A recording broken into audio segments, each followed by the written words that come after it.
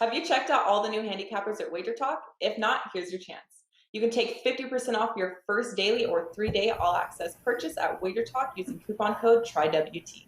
Our new roster of experts is 30 deep, covering sports from all around the world, giving you tons of options to choose from. All you have to do to redeem this offer is go to WagerTalk.com, choose a handicapper of your choice, and use coupon code TRYWT at checkout, saving 50% on your first purchase.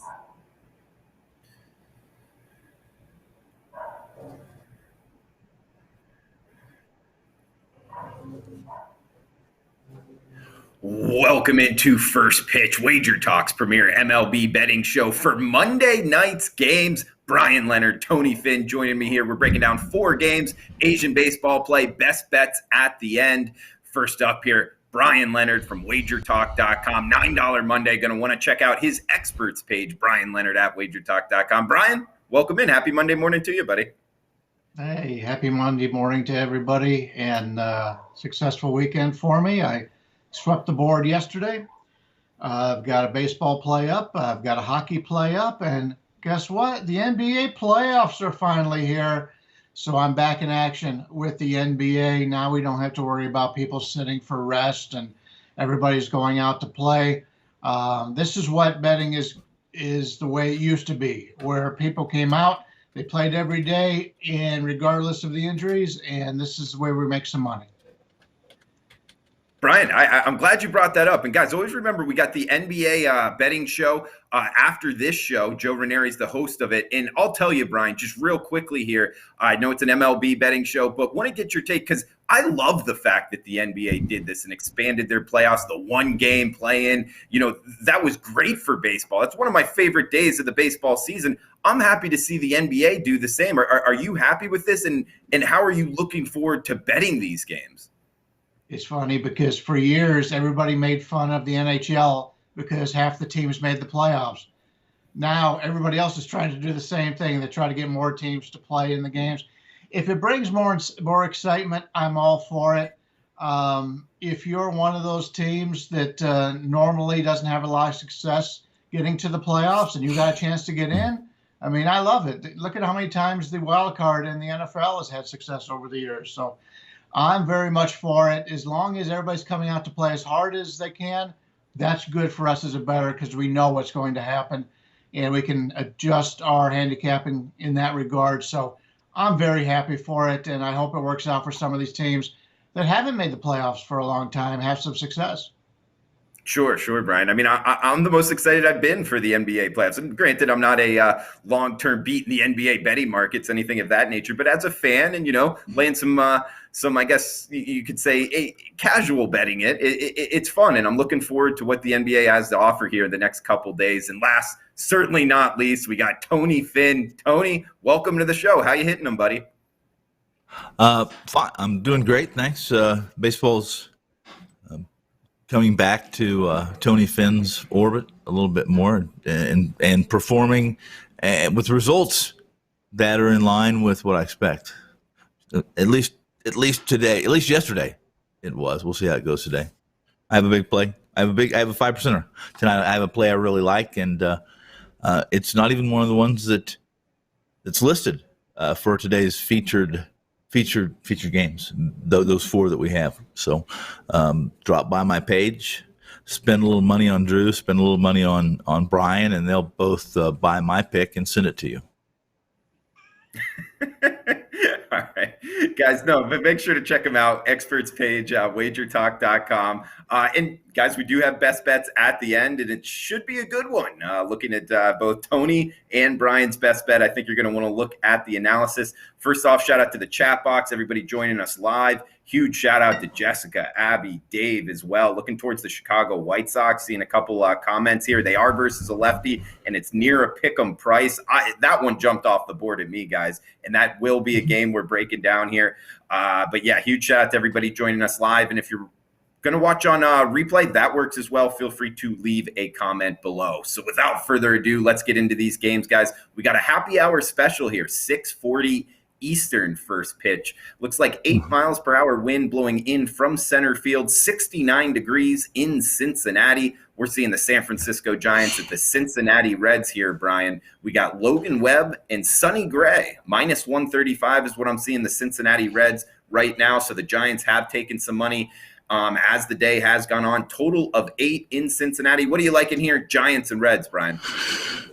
The Giants have the better record. I rate both teams basically even on the season. Bad spot for Cincinnati. They just had a 9-game road trip. They started in Cleveland, went to Pittsburgh, 2 somewhat rivalry situations because of where they stand.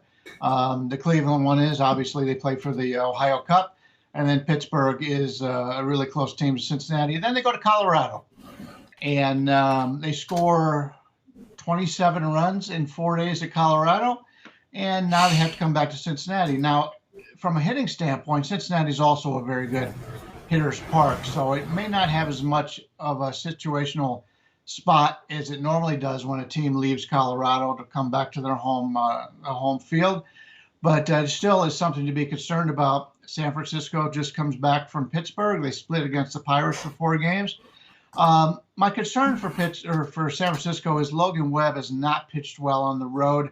His game scores have been 33, 47, 34, and 44. So as of yet, he hasn't thrown a league average game on the road. Sonny Gray's the better pitcher, but the line tells you that. The line favors Cincinnati here. And if I have 2 teams in which I think are very even, and I can take a look at the underdog and get a plus price, I usually look that way. But because I don't normally trust Logan Webb, I think this is one that's just a lean for me on San Francisco. Won't make my card today. Okay, leaning towards the Giants. You know, Tony, I agree with Bryan in the analysis. Cincinnati leaving Colorado, that's a fade opportunity for me. Plus the fact the long road trip, first home game back, that's like a kind of a double fade situation. That's why I like the Giants, Tony. How are you reading this, San Francisco and Cincinnati tonight? Well, first off, I thought we talked about this a little bit. I have no proof. I have no scientific evidence, but I think when teams leave Colorado, there's something. It's not so much when teams go to Colorado, especially with pitchers that leave Colorado, be it a starter or somebody out of the pen. There's some kind of a dust in at Coors, or some kind of alien air coming from those mountains. I don't know whether it's those hippies that live up there in near Colorado Springs and such, whether they're putting something in the water, maybe, but it's kind of goofy. Pitchers come out of Coors and it takes them a while to adjust. So I'm not on this game, much like Bryan said. I have a stronger opinion of Webb. I'd go over his road games this year. I won't go into that. I can't disagree with Bryan. However, I think circumstance has a lot to do with his dichotomy from home to road. If you watched him pitch last game, and I was on him the last game, his stuff is really nasty. He's getting an extra 2 inches horizontal and vertically on his pitches, on his arsenal. And the truth is that his ERA, his xFIP is almost 2 runs lower than his ERA. He's better than his surface numbers. His balls hit in play, the 433 BABIP and 25% home run to fly ball ratio, those are due to regress in his favor, obviously a positive regression. And I think he's been a surprise for most people. I believe that a lot of it has to do with his line is not only that Cincinnati's they're believe it or not, Cincinnati in Ohio, shouldn't surprise Bryan, they're the more public team here.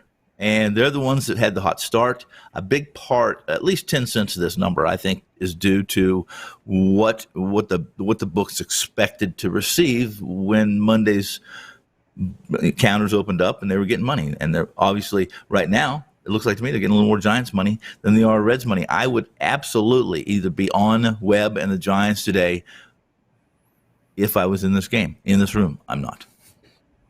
Okay, and I have a follow-up question for you here, Tony. I thought it was funny. You said, teams leaving Colorado, what it is, no scientific evidence here, and it could be the hippies near Colorado Springs, or the dust that I think, I thought that was hilarious.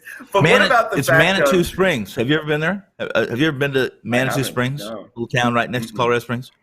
Everybody there is probably my age or 5 to 7 years older. All of them between 60 and 70. And when you drive in town, it just the aroma is really nice. It just smells like marijuana. Oh, it's a wow. hippie town. Okay. Yeah. So maybe they're jetting over there after the game or something, and then when they leave Colorado. I don't know. At altitude. But go ahead. I'm sorry. Yeah, no, it could just be the altitude. And actually, that gets to the point I wanted to bring up. I mean, the curve balls don't curve as much in that high altitude. And then when you go back to like a place like Cincinnati and you're getting more movement on the pitches that you're seeing, I think that is at least the reason, and maybe the hippies near Colorado Springs. I think that's logical. In fact, I've never really thought of it that way, but that may be the most logical, most accurate thing you say in this whole first pitch episode. So, well done. All right, I'll take logical. I'll take that as a comment, guys. We got three games left here. Next game up, actually a good one in the NL East here, 7:10 Eastern. This one nationally televised on ESPN. So likely a lot of tickets written here. Tony, we're getting 8 miles per hour blowing in, 77 degrees in the ATL. We got New York Mets at the Atlanta Braves. Walker on the hill for the Mets. He's been good, Tony. And we get Max Fried, the lefty, going for the Braves, laying minus 145 here. The Braves are the favorite. Total of 8 in Atlanta. What are you liking in Cobb County tonight, Tony? Well, first, the Mets stayed over in Tampa. It's about, I guess I'm guessing right now, they're there. It's 2 o'clock in the afternoon, East Coast time, Atlanta time. They stayed over last night, didn't fly into Atlanta until this morning. It's a short little hop, skip, and jump, puddle jumper from Tampa to Atlanta.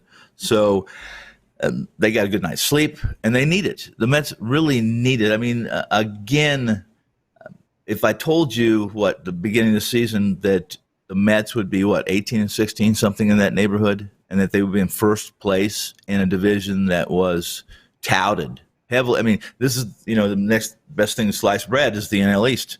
At least that's what we were hearing in March, that this division is loaded, and outside of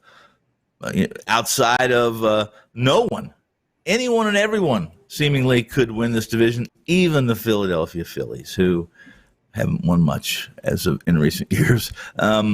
Atlanta, both teams suffering some injuries. What happened to the Mets was not only were they being I read stuff, guys, that the Mets are finally seeing the ball better, this, that. Well, in the last 7 days or last 9 days against left-handed pitching, they've been horrible.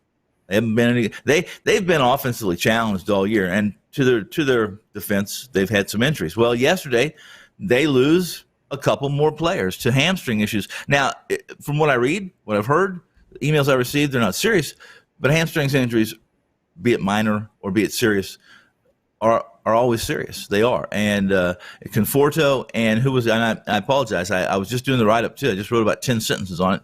But the Mets, again, now are going to be without, this time, position players. The pitching staff really saved this team and made them, has put them above 500. But without Conforto, without some of the bats they have, I think they're going to have issues with Fried tonight. Fried's been really good. His 2 starts since coming off that 3-week layoff because of his hamstring allowed him to get his sync back, his timing back between his release point and his landing foot. He's looked good. He has 2 great starts for fantasy owners this week. Think about having the Mets without 3 or 4 of their key bats, and then facing the Pirates later this week. Pretty good spot for Fried. Now, Acuna, without Acuna too, I think. Listen, he pinch hit yesterday. That's what he did. He's been off since I think Thursday. This game sets up to be.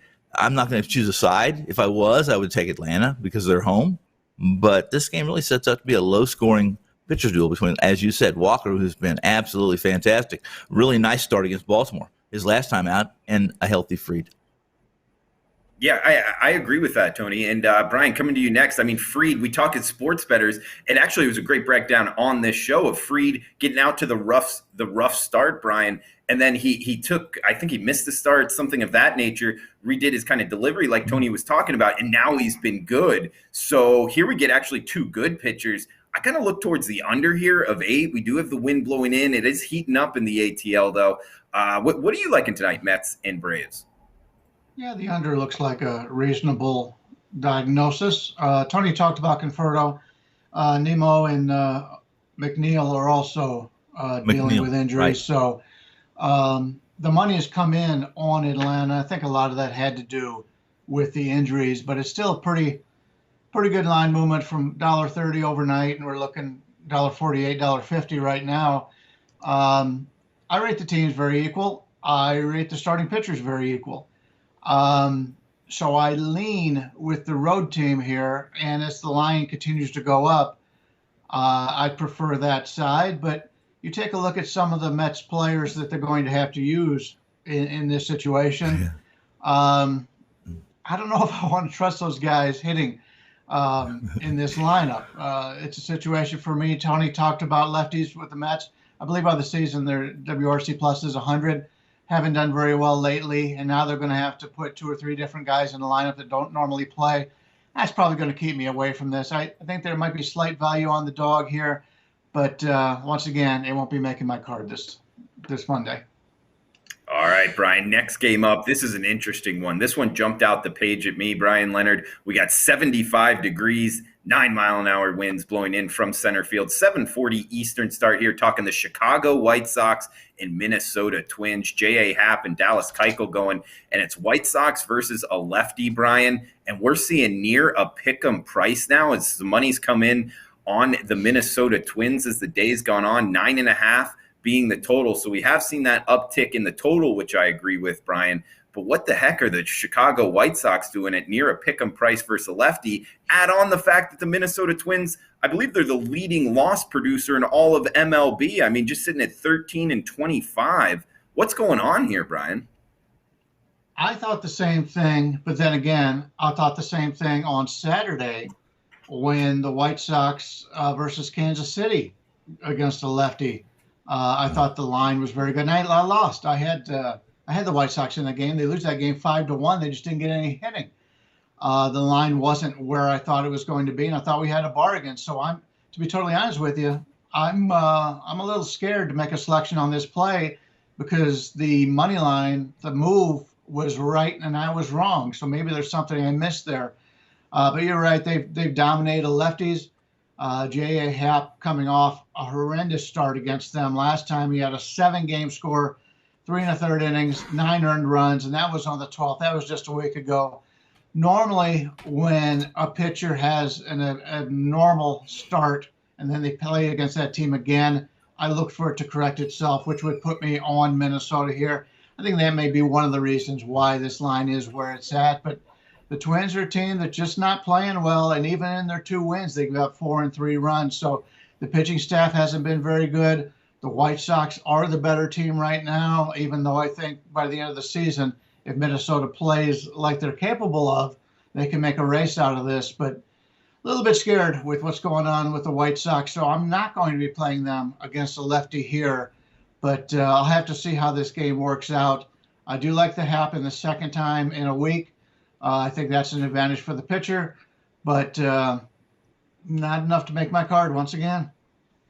Okay, and Tony, I mean, coming to you here, Minnesota, just 7-13 at home, 2-8 their last 10, and getting a pick'em price here with a lefty on the hill versus the White Sox. I like the White Sox, but interested in your take. I think, I don't recall, and I apologize, but I think that it was you and I, we did some season win totals before the season started, and my pick was to play under against this Minnesota Twins team because I thought that I just didn't think anything but regression could run side by side with this team. I mean, think back 2 years ago what they did offensively, and really, and all of a sudden they're the next best thing to the sliced bread or the Yankees at that time. I think, if I'm not mistaken, guys, it was Minnesota Yankees putting. It was the year of the really a live ball. before everything was leaving the park. Remember, strikeouts or home runs. Not that it's not still to some degree that now, but Minnesota they have some issues. They got 8 games, starting out, had 8 games in 7 days. And I played over yesterday in the Minnesota-Oakland game, and which was a winner for me and relatively easy. I think it could have been even higher scoring. And so they're going to be. I thought they were a risk this week. I thought they were a risk if you were going to play on them, because I think that with their bullpen issues and with the skill set they have in the bullpen, that they might try to stretch out a starter or maybe put in one of their lesser skilled players in the bullpen in certain situations. And if you're playing an under or if you're backing the Twins, it might be an issue for you. I don't think that changes tonight. I think if you're going to try to stretch Happ out, and if there's one thing that they've done with Happ, guys, is that they have not messed around with Happ. If Happ was in any kind of trouble, they've yanked him. Look at his game log, and you're going to see, well, it doesn't look like he should have been pulled after 2.1 or 3 or whatever it was. It doesn't look like he got bumped. Well, any trouble that Happ gets into, they're yanking him, and there's a reason for that. He is not missing bats. A 6% swinging strike rate. 6%, guys. And he's surrendering a career high 87% contact rate. Now, to his defense, listen, the only thing that saved him is his hard contact's only been 36%. While there's probably some regression due for Happ as far as the swinging strike rate goes, which in turn his contact rate, there's regression due for this hard hit rate as well. He is not anything more than supposedly been to be an innings eater, and they're not even allowing him to do that. The price on this is a surprise to me as well. I really do. What is Chicago's record in the last 2 years against left-handed pitchings? Their mark against a starter. I think Bryan mentioned that somehow Mike Minor stifled a White Sox team that was missing a couple bats. But this is a situation where all you got to do is trust Keuchel to get what he's doing, 55%, 60% ground balls, and the White Sox win this game going away, especially if they get to Happ early, and I think they will. In any opinion, quickly, Tony, on the total, it jumped up from 8.5 to 9.5. You like it over? Well, listen, it's Keuchel and it's Happ. They're both.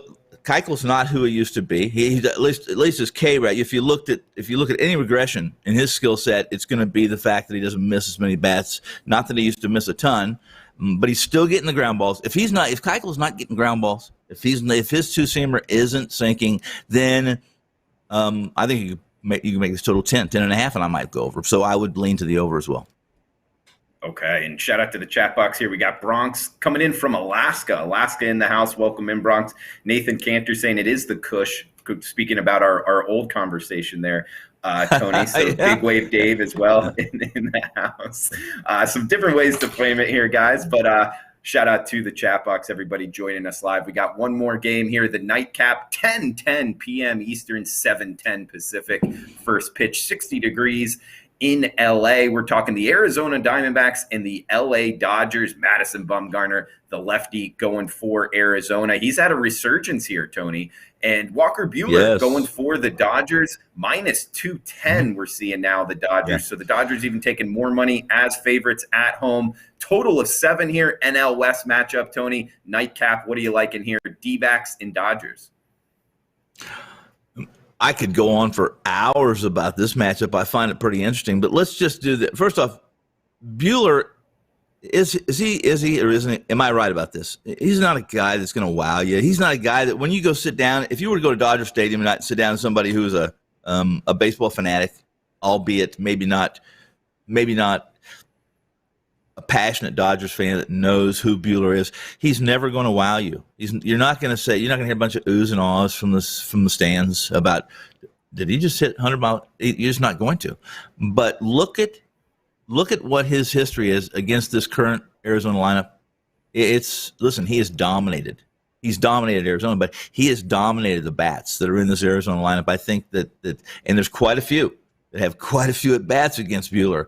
It's 180, 160, 170 batting average against, which is pretty darn good. And if you like Bumgarner and you like what he's done, he's in the top 5. His increase in spin rate, his RPMs, his movement, late movement on his arsenal is in top 5 compared to last year. And he's showing signs, flashes of who he was in 14, 15, 16, when he was not only the Cy Young guy, MVP, when he went into Kansas City and took care of that small ball lineup of the Royals. If you remember that was 14, I think, 2014. Really liked this game under.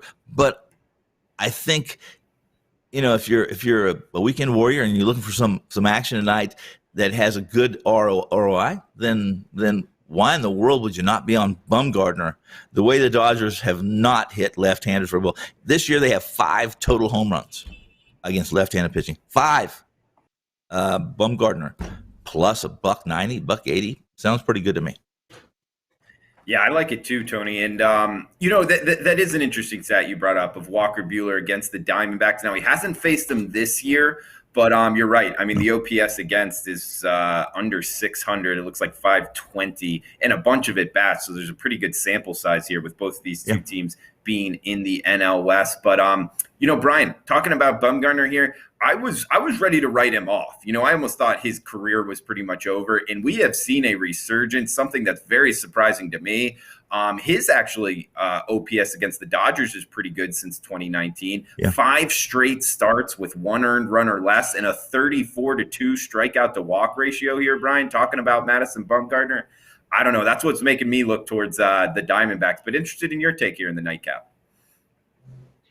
For myself, I prefer the under, and you both brought up great points. Buehler, his last 4 starts, he's got 35-2 strikeout to walk ratio, and you just talked about Bumgarner, just 2 walks in his last 5 starts.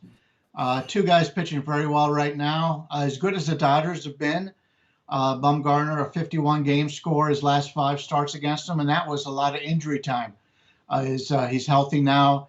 Buehler, correct, 1.88 ERA, average game score is 63 his last 5 against Arizona. So we've got 2 pitchers that have pitched very well against the opposition here. 2 offenses that have been very up and down. Arizona shut out yesterday. The Dodgers only scored 2 against Miami. Dodgers are sitting in a position right now where a lot of their players are injured, so they got to bring up their depth. They're bringing up guys from the minors. They signed, the first baseman for the Angels, which was a complete surprise to me. So the Dodgers are really searching, grasping at straws, as they say at this point offensively. I like this game under. Bumgarner's been terrific lately. His game scores last few, 63, 84, 60, 72, 78. He's been extremely consistent. And you take a look at Buehler. In 2019, 3.26 ERA. Last year, 3.44. This year, 3.45. We know what we get out of him, and yet that includes the last 2 years he's pitched 81 innings. He's given up 15 home runs. He's not normally a guy that gives up that many home runs. So even giving up the home runs, he's been able to keep that ERA in the mid-3 range. Bumgarner gave up a lot of home runs when he was hurt, but this year he's only given up 5 in 43 innings, which is similar to league average, maybe slightly below. I like the situation here where the Dodgers don't hit lefties well, and I don't trust this Arizona offense against Buehler. I like this game under. I just did an earlier show, and somebody on the other show liked the first 5 innings under. I like the full game under. I don't think you go wrong either way.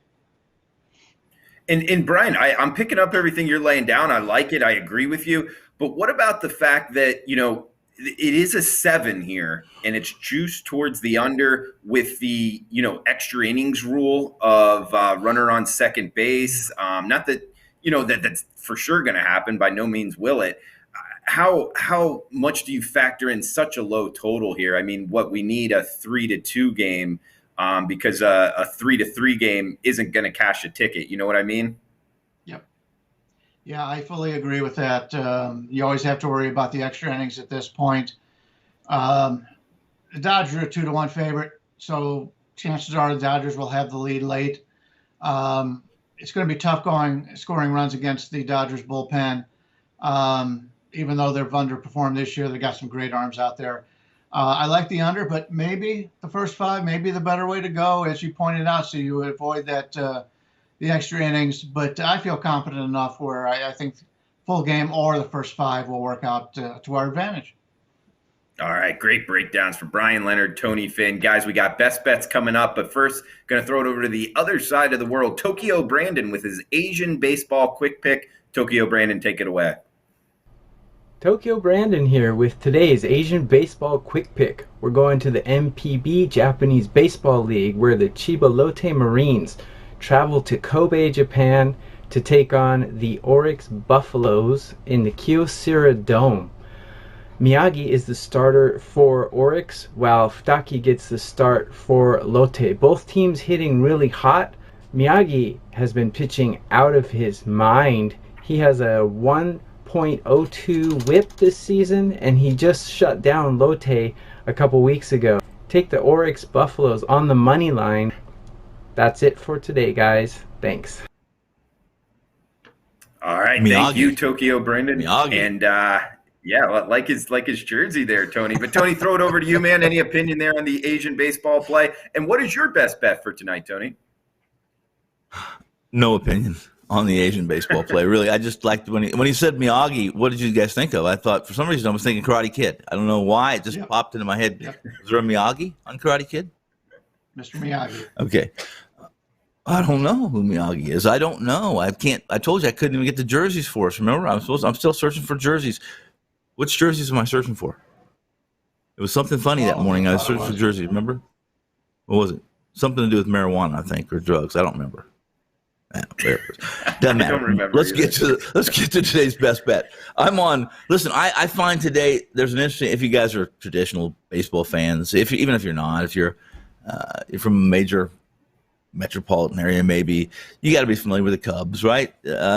And with Washington, certainly with Jon Lester. Jon Lester, what's he going? He gets to go back to Wrigley, and if you know Jon Lester, or at least you believe you know Jon Lester, you know that Jon Lester's kind of a no-nonsense guy. He really is. I think behind the scenes and probably sitting at a bar that's quiet and nobody's bothering him for his autograph, he probably could even tell a joke that make you laugh. I'm not certain because he's never impressed me as a speaker or somebody that was terrific in an interview. But in fact, I see him as kind of one of those big guys that just would rather be mean than be nice, and that's wrong because I don't know Jon. But I know this, Jon. He's not going to like what I have to say about this. He's not a guy that you should be backing, and if you're a fantasy player, you shouldn't be anywhere near your roster, especially if it's not, unless it's a very deep league. He no longer misses bats. 15% K rate, 9% swinging strike rate. We all know he can't throw to first base. He's got to roll it over to first base to get the yips in that area. He struggles with his control. He's got a 10% walk rate, and he's giving up almost 42% hard contact. This because of his lack of control. He's having to try to catch too much of the plate. There's absolutely no, and yes, he's been successful since coming off the DL. A 5.15 Sierra so far this year, 1.4138 whip. Not good. How about this kid for the Cubs? And he's free. I say Frito-Lay, and I know I'm going to get a lot of grief about Alzolay and calling him Frito-Lay. Somebody's going to tell me it's racist or something. It's not. It's just easy for me. I don't like these French names in NHL. Okay, that's a joke too. Alzolay just can't wait. He had 2 earned runs for the 3rd straight start, holding the Dodgers to 3 hits and a walk, 7 strikeouts in 5 innings of work. And it was a 6-5 extra inning win, I think, in that contest too. So this is a 2-pitch guy. So he's not long for unless the Cubs work with him and he can get at least, doesn't have to be a plus pitch, guys. Doesn't have to be a plus changeup, but he needs to have a changeup with his fastball slider. 2-pitch pitcher. 90% of the time, fastball, sliders. Those guys either have really nasty stuff. I mean, and we're talking about high velocity, absolutely almost unhittable stuff to survive Major League Baseball with 2 pitches. Well, guess what? His slider, borderline, it's nasty. Borderline unhittable. 114 average against 136 slugging against his slider. Now, say this short samples up. Watch him if you can, and you watch what hitters do at the reaction of this slider, especially late movement on that. It's fun to watch if you like seeing pitcher or hitters embarrassed, or you just like good baseball. He does have some spotty command, guys. Spotty command, average exit velocity. He's allowed me to temper a little bit on who I think he can be, but this is a great spot for him. Washington they're not a great hitting team. They just aren't. They're back at full strength, or at least closer to full strength, but Lester in Chicago, in Wrigley, against Frito-Lay, I'm all over the Cubs tonight. All right, Tony liking the Cubs and Bryan Leonard. Where are you going for best bets, buddy? I hate to do this because I know everybody likes us all to agree. I totally disagree with Tony here. He thinks Lester going back to play the Cubs is a disadvantage. He pitched for 6 years for the Cubs. The Cubs wanted nothing to do with him. They let him go. Yep. Now he's pitching better. All his starts this year have been league average or better. He's doing very well. And he's going against a Cubs team who is average about hitting left-handers. And he's going back to prove something here. This is his game that he has circled in the offseason. Even though the Cubs got a slightly better record right now, I think at the end of the year, Washington will have more wins than the Cubs do. Alzolay, Tony was right. Alzolay is got a really nice future ahead of him. But this line has gone up, and I don't understand it. And that's probably why I'm so heavy on Washington here. But I can't pass up what I consider the better team with a pitcher who has something to prove. And so give me Washington. I'll go head-to-head with Tony on this one. It'll be fun to think about this as we watch a game later on today. But I think I got the right side. Tony thinks he's got the right side. We'll see what happens. Head-to-head matchup. Tony Finn and Bryan Leonard. This would be my counter, my rebuttal, or I'm not sure I get the last word. I doubt I get the last word against you, Bryan. But here's the deal: it's like a must-win situation. When a team's in a must-win, they say, "Hold it, you can't fade this team." It's a must-win. The team's in a must-win situation because they're just not very good, and they're in a must-win situation. You might want to prove something tonight. Situation, so you don't have to worry about that. But you said I'm using that as an analogy. It's an analogy. If you think he's got something to prove, despite what he wants to prove. 21st century, buddy. All right, guys. Skill set is skill set. Up against it, man. Okay, let's no, it's okay. Let's if you got a quick point, you could go ahead. No, I'm done. I am done. I'm done. Okay. Well, that will be a fun one to watch, guys. Frito-Lay. Tony Finn and Bryan Leonard and Azolay, not Frito-Lay, going in that one. But, guys, that will be a fun one to watch with Tony and Bryan going up against each other in the 7 o'clock Eastern time frame there. And then the nightcap, that's where my best bet's happening. We broke it down, guys. I am on the Arizona Diamondbacks plus 185, back in Bumgarner here. Bumgarner, 5 straight starts, 1 earned run or less. 34-2 strikeout to walk ratio. What's ever happened in Bumgarner, he is resurging here, and I'm backing him at a big plus price. Add on the fact Walker Buehler, good starter here in MLB, but 3 home runs given up to the Seattle Mariners last time out. He's given up 11 earned runs in his last 3 starts. Not exactly lights out. So getting a big plus price here on the Diamondbacks, plus 185 in the first 5 innings. Recapping the best bets here, guys, before we shut it down. Also, huge shout out to everyone watching right now, either Twitter, YouTube, Wager Talk YouTube. We're doing this show every day, 1:45 Eastern time, 350 people watching live right now. We really appreciate it. If you could smash the like button, that does help us out. I'm on the Arizona Diamondbacks plus 185, and Bryan and Tony going up against each other, Cubs and Nationals. And then the Tokyo Brandon play, the Buffaloes minus 125 in the Asian baseball quick pick. So huge shout out to everybody watching. Chat box live right now. It's live the whole show. And if you're watching on replay, feel free to leave a comment below. For Tony Finn, Bryan Leonard, I am Drew Martin. We'll be back tomorrow, guys. Best of luck with your bets until then. Thanks for tuning in.